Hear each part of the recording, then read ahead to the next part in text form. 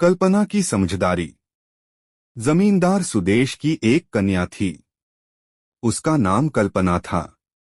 एक बार कल्पना सहेलियों के साथ खेल रही थी। बातों बातों में उसने सहेलियों से कहा, मैं उसी लड़के के साथ शादी करूंगी जो हमेशा मेरा कहना मानेगा। वहां से एक लड़का गुजर रहा था। उसने कल्पना की बात सुन ली। उसने प्रतिज्ञा की कि वह इसी लड़की से ब्याह रचाएगा और कभी भी इसका कहना नहीं मानेगा। उस लड़के का नाम राजवीर था। उसके पिता भी जमींदार थे। कुछ दिनों के बाद राजवीर ने अपने पिता को कल्पना के पिता के पास विवाह का प्रस्ताव लेकर भेजा। कल्पना के पिता इस रिश्ते के लिए राजी हो गए। उन दोनों का विवाह हो गया। प्रथम मिलन में ही राजवीर ने कल्पना से कहा, एक दिन तू अपनी सहेलियों से कह रही थी कि तू उस लड़के के साथ विवाह करेगी जो हमेशा तेरा कहना मानेगा, लेकिन मैं कभी भी तेरा कहना नहीं मानूंगा। वह कल्पना को बुरा भला कहने के साथ मारपीट पर भी उतारू हो गया। मैं आपकी पत्नी हूं। आपको मेरा सम्मान करना चाहिए। फिर भी आप मेरे साथ मारपीट करना ही चाहते हैं तो मैं आपको यह अधिकार तब दूंगी जब आप मेहनत से धन कमाकर लाओगे। अभी तो आप अपने पिता के धन पर ऐश कर रहे हो। कल्पना की यह बात सुनकर राजवीर नौकरी की तलाश में घर से निकल गया। राजवीर को रास्ते में आम का एक पेड़ दिखाई दिया। उस पेड़ के नीचे कई आम गिरे हुए थे। उसने एक आम खाया। उस आम की गुठली उसने जैसे ही पेड़ के नीचे की जमीन पर फेंकी, वहां पर आम का नया पेड़ उग आया। उसने बहुत सारे आम एक बोरे में भर लिए और सोचने लगा, वह इन्हें बेचकर बहुत सारा धन कमाएगा। आम का बोरा लेकर वह आगे बढ़ा ही था कि उसे 3 आदमी मिले। उन्होंने आमों के बारे में उससे पूछा। राजवीर ने बताया, इन आमों को चूसने के बाद इनकी गुठली को जमीन में रखने पर उनसे नए पेड़ उग आते हैं। उन तीनों ने राजवीर से शर्त लगाई, यदि आम की चुसी गुठली को जमीन में रखने पर आम का पेड़ उगेगा तो वे सारा धन उसे दे देंगे। पेड़ नहीं उगने पर राजवीर को अपना सारा धन उन तीनों को देना होगा। राजवीर शर्त हार गया। दरअसल आम की चुसी गुठली से नया पेड़ आम के पेड़ के नीचे की ही मिट्टी में उग सकता था। यह बात उन तीनों को मालूम थी। शर्त हारने पर उन तीनों ने राजवीर का सारा पैसा और आम ले लिए। राजवीर उदास होकर रोने लगा। रात होने लगी। राजवीर को दूर उजाला दिखाई दिया। वह उसी दिशा में आगे बढ़ता गया। वहां एक बुढ़िया का घर था। राजवीर ने बुढ़िया से कहा, मुझे 3 आदमियों ने ठग लिया। मैं बहुत थका हुआ हूं। मुझे ठहरने के लिए जगह मिलेगी? बुढ़िया नेक दिल की थी।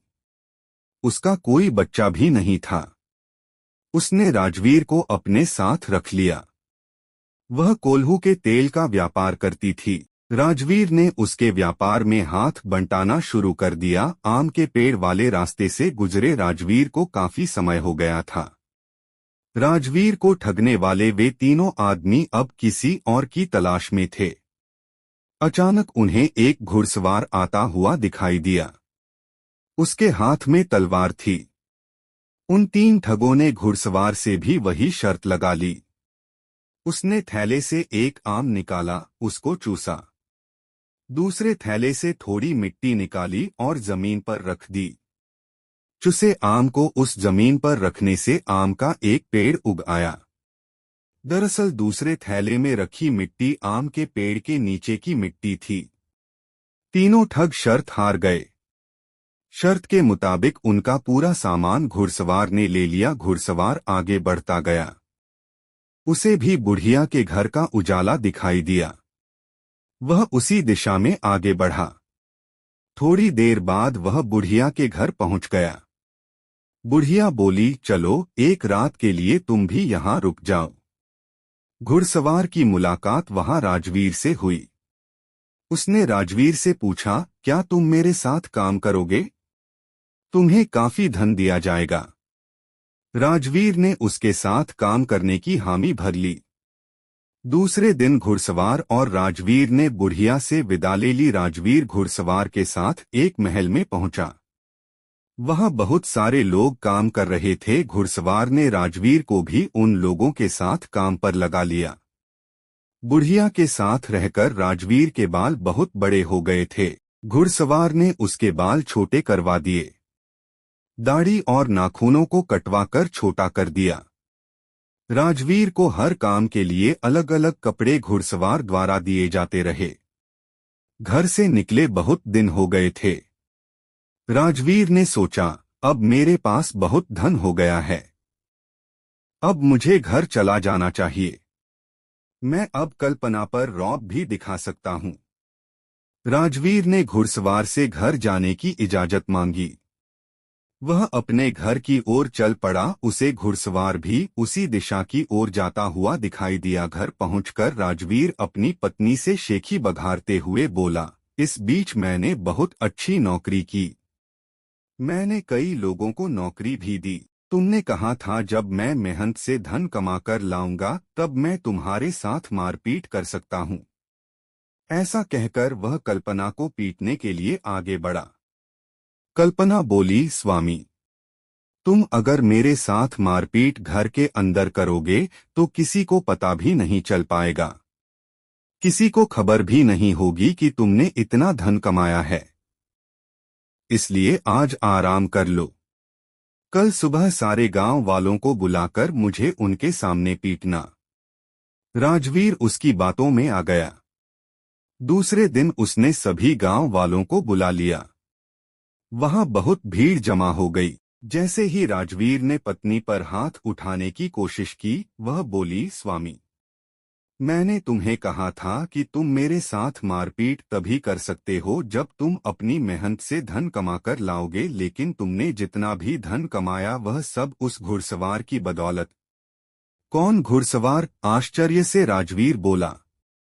वही घुड़सवार जो तुम्हें कोल्हू के तेल का व्यापार करने वाली बुढ़िया के घर से वापस लाया। वही घुड़सवार जिसने तुम्हारे बाल, दाढ़ी और नाखून बनाकर तुम्हें जानवर से इंसान बनाया। कल्पना बोली, तुम घुड़सवार को कैसे जानती हो? राजवीर ने प्रश्न किया। प्रश्न को सुनकर कल्पना ने एक थैले से कटे बाल, नाखून और कपड़े निकालकर कहा, पहचानो, यह सब तुम्हारे ही हैं। मैंने घुड़सवार का वेश धारण कर अपने पिता की एक जागीर में तुम्हें नौकरी दी, नहीं तो तुम जीवन भर कोल्हू के तेल का ही व्यापार करते। भीड़ के सामने राजवीर शर्मसार हो गया। उसके हृदय की दुष्टता मिट गई थी। वह कल्पना के पैरों में गिर पड़ा। कल्पना उसे उठाती हुई बोली, तुम्हारी जगह मेरे पैरों में नहीं बल्कि मेरे हृदय में है। धन्यवाद पूरा वीडियो देखने के लिए। अगर आपको ये वीडियो अच्छा लगा हो तो प्लीज इसको लाइक करें और चैनल को सब्सक्राइब करें।